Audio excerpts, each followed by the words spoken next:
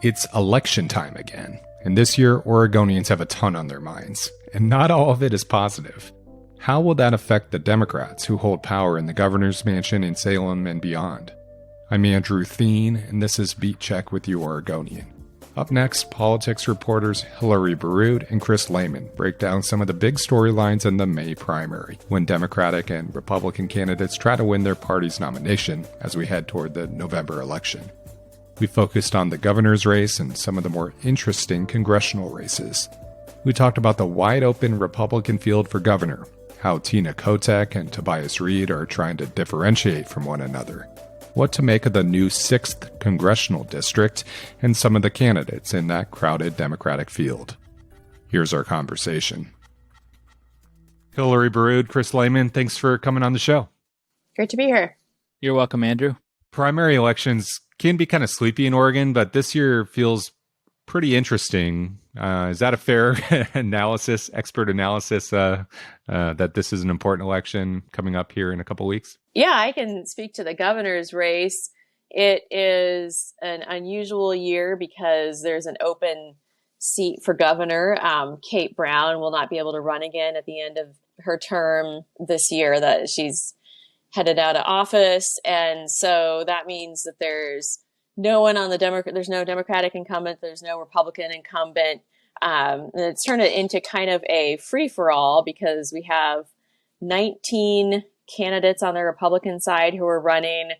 To be honest, I'm now forgetting exactly how many Democrats are running. I think it's maybe fluctuated a little bit, but it's more than a dozen. And then there's the unaffiliated candidate, although she was a longtime Democrat, Betsy Johnson, who will be running in November. So it's been pretty interesting. Things were even more interesting until earlier this year because there was an outsider who hadn't been involved in Oregon politics before, former New York Times columnist Nick Kristof. He was running as a Democrat, and that was going to potentially shake the dynamics up in the Democratic primary, where we have otherwise two longtime Oregon elected politicians, Tobias, the state treasurer, and former House Speaker Tina Kotek, who are running. But after the Secretary of State determined that Kristof was not a resident of the state for long enough to run for governor under the state's constitution, it's now back to Tina Kotek and Tobias Reed. And on the Republican side, it is just still hard to know who's going to be in the best position, with people already filling out their ballots now, and the election coming up in 2.5 weeks. I should say the election deadline to postmark your ballot coming up in about 2.5 weeks. There's still a handful of Republicans that really seem positioned to win. Yeah, so we're going to keep this conversation focused on the congressional races and the primaries there, and the gubernatorial race, obviously, because we could talk about the legislature, we could talk about Salem or Portland politics, and be talking for hours and hours. So, Chris, before we kind of turn specifically to some of those races, I mean, you've been a political reporter in Oregon for a long time. I mean, can you kind of take a step back, and what do you see? I mean, how significant is this primary election from your perspective? Well, it's very different than many that I've covered because of a retirement of Peter DeFazio, the longtime, 36-year incumbent in the 4th District, and also the creation of a new congressional seat due to reapportionment.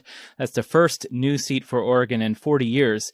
Because of those two factors, this state is guaranteed to send 2 new members to Congress this year. That's the first time that's happened in our House delegation since 1998, so a whole generation ago, basically. So we'll have 2 new faces in D.C., which in and of itself makes it more interesting. And then, of course, we can get into some of the specific races as we go on, perhaps, but there's been a lot of national attention to what often are rather sleepy races in Oregon. And we have incumbents who are fighting for their political lives. We have new names and new faces who nobody ever heard of before until 2 months ago and are now making national headlines. So it's been kind of an exciting time for congressional primaries. Yeah, I feel like we should just stick with you, Chris, because it is the sixth district in particular is just kind of fascinating because there is this new name that a lot of people had no idea of maybe before reading your recent profile, or getting a mailer or seeing advertisements on TV. But who is Carrick Flynn? Can you talk a little bit more about your in-depth story about Carrick and why is he running for Congress? Yeah, Carrick Flynn is a name that, I asked some of the other candidates in that race, what do you think about him? And they said, first of all, we never heard of him. A lot of times you have opinions in a small-ish state like Oregon. You kind of know who the usual players are. There are some what we call somewhat dismissively a perennial candidates who kind of run each cycle for a different office, for some, to try to advance some personal agenda. But Carrick Flynn was not on anybody's radar. Now his name showed up in the Oregon Secretary of State candidate filing section, which is watched closely in the run-up to the filing deadline. But there were other names, there are 45 people running for the 6 House seats. So, I didn't know everybody. And I just kind of was like, oh, Carrick Flynn. All right, well, here's another one. But then all of a sudden I'd see these Carrick Flynn ads whenever I tried to watch a YouTube video, or Carrick Flynn this and that. And all of a sudden there's millions of dollars being spent on his behalf by super PACs. And yeah, we were kind of like, it's time to figure out who this guy is. And he's kind of youngish, for a congressional candidate, 35 years old, never run for public office before, and has spent much of his adult life living outside of Oregon. But he grew up in Vernonia. He grew up in a logging community, went to the University of Oregon, clearly has ties to the state, but at the same time, went off to Yale and then lived in, I think, a half a dozen different countries, and worked in DC and Cambridge, England.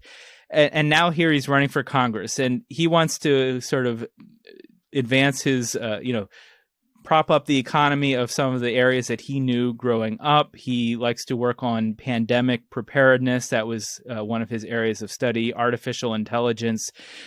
So, he's clearly a smart guy, but a little green when it comes to politics. I would add that what makes this race interesting beyond being, a whole congressional, a new map, like literally a new district, is this newcomer, follow the money. The National Democrats are putting money behind his campaign, and that has not gone over very well with some of the more establishment candidates in that race who have been active in Oregon politics for a long time.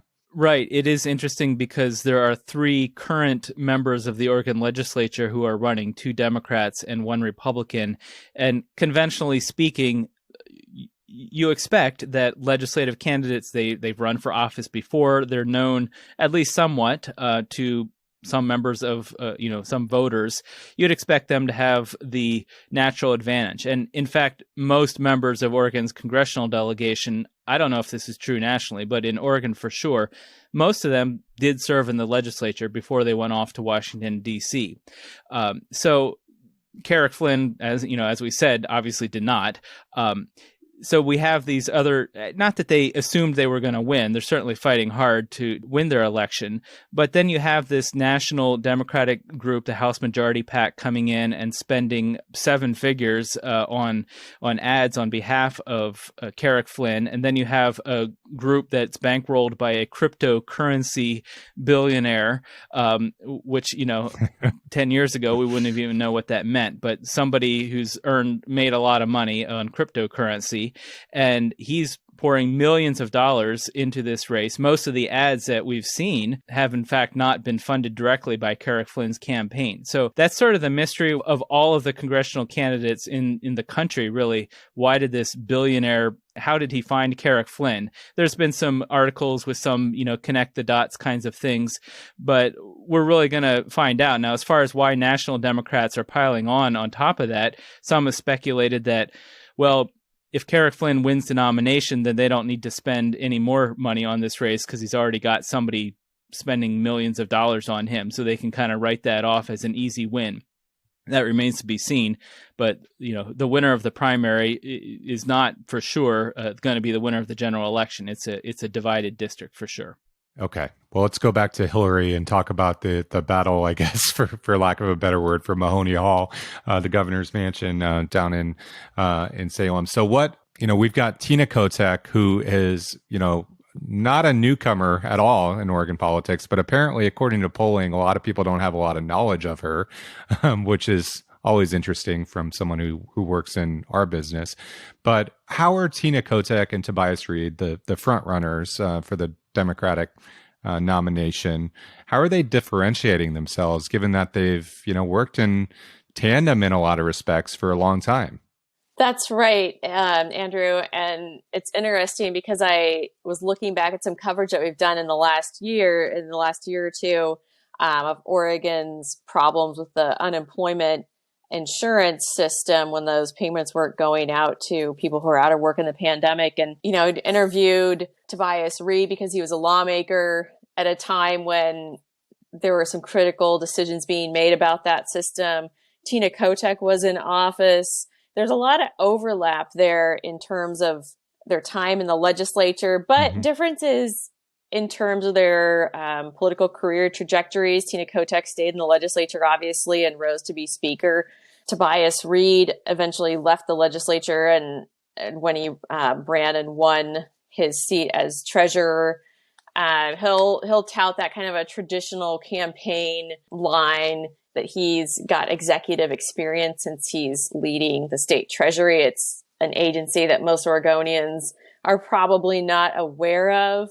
It does do some things. Obviously, it is involved with managing the state's investments in the pension fund. So if you're a public employee, they're involved. They run a college savings plan out of there, but pretty low profile. Probably the same thing going on with Tina Kotek to some degree, even though she's the House Speaker. A lot of Oregonians just aren't closely following who's in leadership in the legislature. And so I imagine that has something to do with just people not knowing these two candidates yet, which is why they're spending a lot on ads right now. How are they trying to differentiate themselves? Yeah, in terms of like policies, or why should voters choose Tina versus Tobias? Well, besides Tobias pointing out that he's leading an agency versus Tina being in the legislature, she's not really managing some kind of entity there, although she does have to manage 60 lawmakers to some degree in order to get things passed. Tina points to her track record on getting a minimum wage increase passed in Oregon. That was a big piece of legislation that she was pretty involved in getting through. She's really focused on housing in Oregon, trying to get more housing built, more housing that could be affordable or workforce housing. She says that homelessness and housing is the biggest issue facing the state right now, which really does reflect where voters seem to be at that, according to polling right now. Tobias Reed has focused more on education and how he says that he would improve Oregon's public schools. But interestingly, that is just not one of voters' top issues right now. Yeah, what do voters, I have a sense of what voters in the Portland area are caring about right now with our gun violence and other issues that this city is grappling with. But what do voters from the statewide perspective appear to care about when it comes to the election in general? That's really interesting because it's a departure from some previous election years. And it does reflect to some degree a national trend in that crime is right up there. And I'm going to forget exactly what the ranking is, but it's basically homelessness, crime, and this really general idea of leadership. So Oregonians are feeling like their leaders have not been serving them. A pollster might be able to tell you more about what exactly leadership could mean to people. I imagine it could encompass anything from kick the current leaders out, they haven't been serving us well, to some really specific ways that people might disagree with our current Governor Kate Brown, on some policies. She has faced a lot of opposition from people on her COVID-19 mandates, whether it was mask requirements, closures of businesses at different points during the pandemic, having schools require masks, or the extent to which Oregon schools were closed for a long time. She made decisions about who would get the COVID vaccine. Teachers got that before older Oregonians, for example. In Portland, there's been a lot of focus on leadership, obviously, with homelessness and the pileup of garbage and things. So leadership could mean a lot to people this year. There's a lot of reasons why they're frustrated. Chris, is that same perspective playing out in the congressional races as well? Or is Governor Brown a character there, or is it mostly President Biden and the Democratic policies?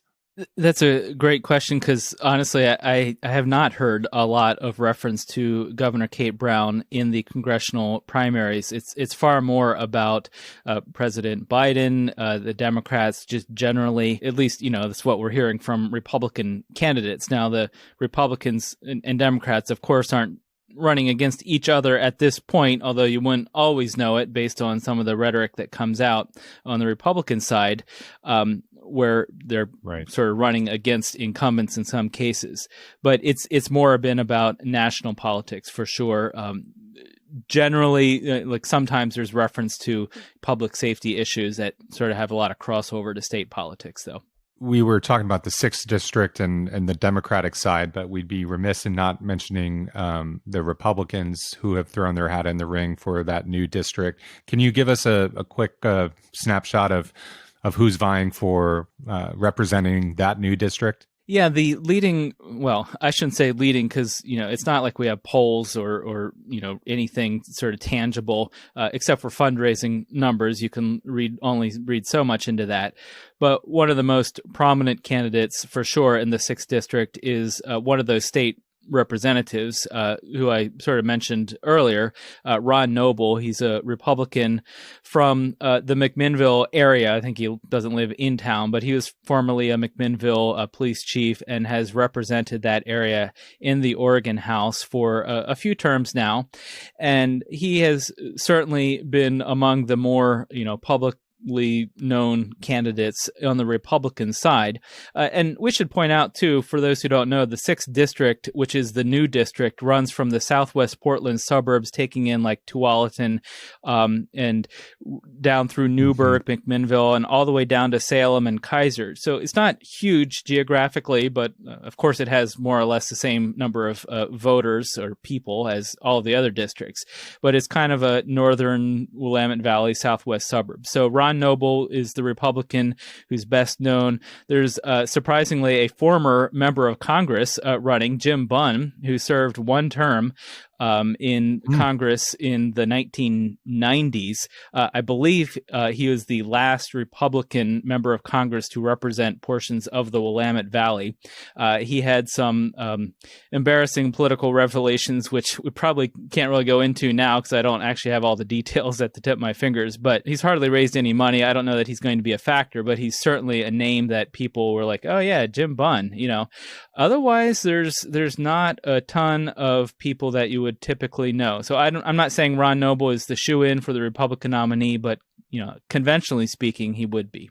And Ron Noble is interesting from my perspective covering the legislature because he was involved pretty heavily in negotiating some police accountability and reform bills in the last couple of sessions since racial justice protests had really erupted following the killing of George Floyd, the murder of George Floyd. He's an interesting guy. And one thing that we didn't mention earlier about some of the state lawmakers who are running on the Democratic side is they would be Oregon's first congressional or U.S. representatives. I believe that would be Latina. Is that correct, Chris? I don't know if they would also be the first members of color. I believe so. Yeah, there's certainly some fresh territory that would be, new achievements that would be, occur if, and we'll might as well mention them by name, of course. Andrea Salinas, a state representative, and Teresa Alonso Leon, the other Democratic state representative running in the 6th district against Carrick Flynn, among several others. Loretta Smith, the former aide to Senator Ron Wyden, is also running in that race, and she's a black woman. And I guess to answer Hillary's thought about lawmakers of color, Congressman David Wu served in the Congress representing what is now Suzanne Bonamici's district previously. So just wanted to note that. Let's take a quick break, and then we'll come back and talk a little bit more with Hillary Borrud and Chris Lehman.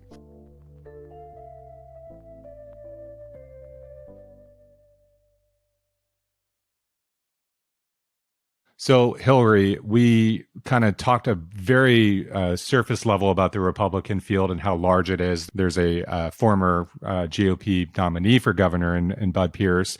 There's a whole lot of other interesting candidates. What can you tell us in short order about this field? How present is former President Trump in the field, and are some of the national trends of critical race theory and the latest talking point surrounding trans kids, is that seeping into the Republican primary as well?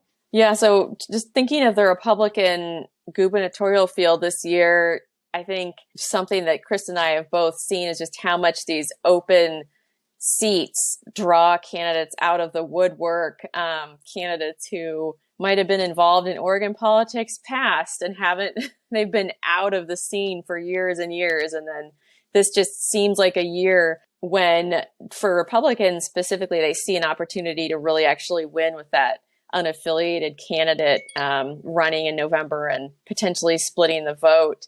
So Bob Tiernan is running. He was a state lawmaker for a couple terms in the 90s as well, going back to the 90s. He was really involved with getting Oregon's minimum sentencing law, Measure 11, passed.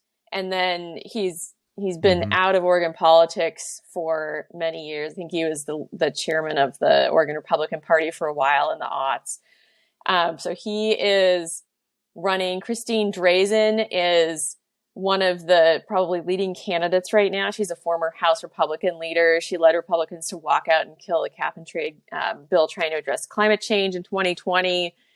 And she's got a lot of institutional support from Republican donors in Oregon, although it's interesting, a lot of them are also supporting that former longtime Democrat unaffiliated candidate Betsy Johnson.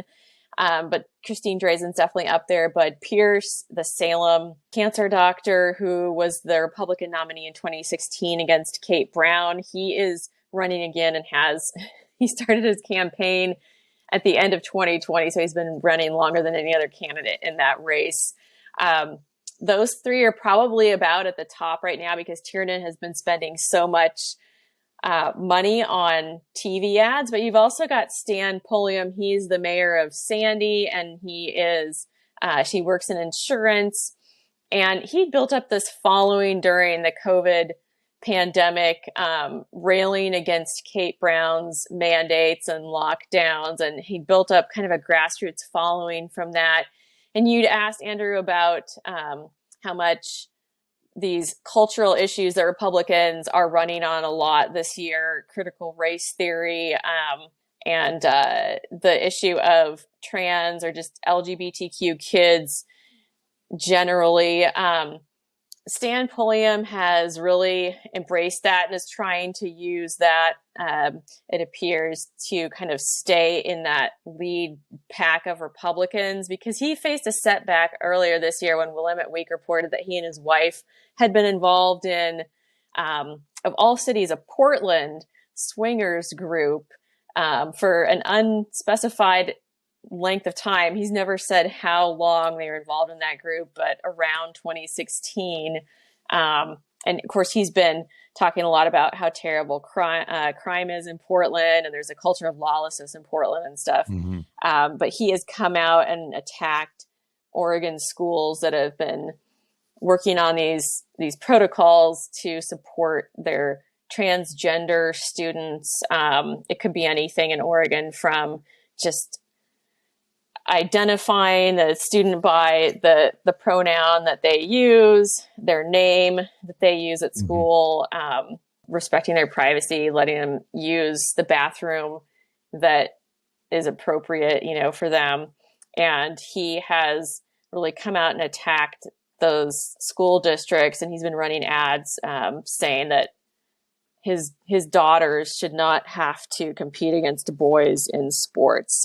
He was also, I think, probably the most out there in hoping that President Trump would endorse him, but that hasn't happened. We haven't seen the former president endorse any of these candidates. What's really surprising to me when you list all those Republican nominees, Hillary, is, when I arrived in Oregon 16 years ago, Bill Sizemore was kind of public enemy number one for a lot of Democrats and public employee unions. He very unsuccessfully ran for governor in the 90s, had much more success, politically speaking, on the initiative front.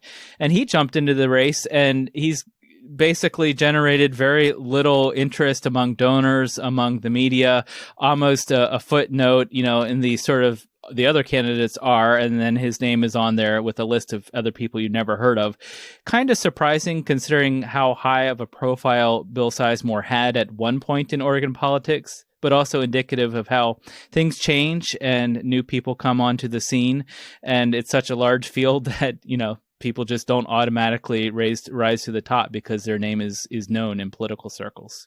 Yeah, I was surprised to see Bill was still definitely getting some support. So he's got some name recognition out there. But like Chris said, he hasn't really attracted any donor support this time. Yeah, the issue of taxation, obviously in government spending is historically a big issue on the Republican side of the aisle, but that's really been dwarfed, I would say, for quite a while, nationally, locally, however you want to slice it, by cultural issues, and now the reemergence as you both have highlighted, that issues of crime and law enforcement, and that's kind of something that might draw unaffiliated voters' concerns as well. Chris, so we talked about the 6th district. We did not really talk much about the 4th or 5th district. Obviously, the 5th district has changed its borders slightly as well. And Congressman Schrader recently landed a big endorsement from a certain occupant in the White House. But in what's a pretty fascinating dynamic, he doesn't have the support of the rest of the Oregon congressional delegation. Right. It's certainly a truism among congressional races nationally that incumbents generally don't have a lot of opposition in their primary. Certainly you see general election battles. In recent years, there have been a few longtime Democratic incumbents in New York State in particular that have lost their primaries, but that hasn't happened in Oregon. We haven't even had a real hearty challenge to a primary. People like Earl Blumenauer and Peter DeFazio. He's not running this year, but generally speaking, they'd focus on the general election. Not the case this year in the 5th district with Kurt Schrader. The boundaries of the district have changed fairly significantly. There's going to be a lot of Democrats who get their primary ballot and will have never had Kurt Schrader, as an option before. So is he really the incumbent for half of the district? That's maybe a philosophical question, but he doesn't enjoy the same name recognition. They haven't been getting his, mailers or whatever for the last 10 plus years. And Jamie McLeod Skinner, who is somewhat known in political circles in Central Oregon, especially for having run for Congress in a different district, also run for Secretary of State. Now she's mounting a fairly vigorous challenge against Kurt Schrader and has the support of a lot of partisan activists. She's unabashedly running to Schrader's left. Whether that's a good idea for the general election is a matter of debate, but is certainly getting her some traction and some attention and some national endorsements, although not from the president. But it's certainly a competitive race. You can clearly see from Kurt Schrader's folks that they are focusing right now on the primary, whereas in previous election cycles, probably was a little sleepy right now, and then, see what they need to do in August or September as far as the general election. Democrats do have an edge in the redrawn 5th district, but it's certainly because there's so much new territory. It certainly could be a competitive race in the fall, but again, right now, in kind of an unconventional election cycle, Kurt Schrader is running for his political career right now in the primary. And Chris, Jamie McLeod Skinner, of course, you don't have to live in the district to run for a seat in Congress, as you had addressed in your really interesting story about how many candidates can't actually vote for themselves in this primary because they live outside of the district they're running in. But Jamie McLeod Skinner, she would not have been in the district or even close to it before the redraw, right? I mean, I forget exactly what this new 5th district looks like, but I remember a Republican in the state legislature calling it boot shaped and thinking that, well, it doesn't really look like a boot, but it didn't used to cross over the mountains, the Cascade Range, to go into Central Oregon. Yeah. It looks like a reverse Louisiana if you look at it on the map. Yeah, that's actually a good comparison. It used to go out to the coast. It no longer goes to the coast. It used to include Salem. Doesn't have Salem anymore. But yes, now it crosses the Cascades and takes in Bend. And Jamie McLeod Skinner doesn't live in Bend. She doesn't even live in Deschutes County. She lives just across the line in Jefferson County, and as such is not in the district, but again, fairly decently known among Democrats at least, and has more ties to Central Oregon in a way that Kurt Schrader cannot really claim. So she's running on that. And yes, and truth be told, she's not even the only candidate in the 5th district who doesn't live in the district. Lore Chavez de Reamer, one of the Republican candidates, former mayor of Happy Valley, also lives just outside the line, but is running in the 5th district. And there are, I believe in every congressional district except the 2nd district, there are candidates who aren't in the district who are running. Perfectly legal, unlike a state legislative race where you have to live in the district and it is enforced. In congressional races, you don't. You just have to be a resident of the state. So it's all above board, whether it's a political vulnerability or not, depends on who you ask, and a lot of other extenuating circumstances as well. I was glad you brought that up, Hillary, because that was a fascinating story, and that was news to me. We spent so much time on the Nick Kristof residency question, and lo and behold, the congressional districts. I grew up in Medford. I don't live in Medford. I could run for the 2nd district. It's just kind of an interesting little factoid there. Before I let you go, anything else, like any trends or issues or races that either of you are particularly interested in following that could be a bellwether for November? Hillary, let's start with you. Well, I think I'm really fascinated by the 6th congressional district race that Chris is following, just because we see over and over again how really well-funded candidates seem to prevail. And that is just such an obvious example of, you have this person who has ties to Oregon, but has really lived most of his adult life outside of Oregon, hasn't been back here serving on a school board or a city council or, dog catcher, anything, versus these lawmakers who've been pretty involved. So that's going to be interesting to see how Oregonians react to what's really the obvious high level of spending there, outside of anything we've talked about. But since I also cover the legislature a lot, I'm going to be interested to see what happens with this new PAC that we've touched on a couple times this spring, Bring Balance to Salem, because they're turning out to really raise a lot of money to spend on getting Republicans elected. And of course, Chris and I are both going to be probably interested to see how the mix of lawmakers turns out under those new districts that were drawn last year, whether Democrats hold on to their significant majorities in Oregon or not. And Chris? There's a couple of races that we haven't mentioned that I think could be congressional races that could be sort of very interesting in the fall for different reasons. One is the 4th Congressional District. As we said earlier, Peter DeFazio is retiring after serving in D.C. for longer than Carrick Flynn has been alive, to throw out another name there.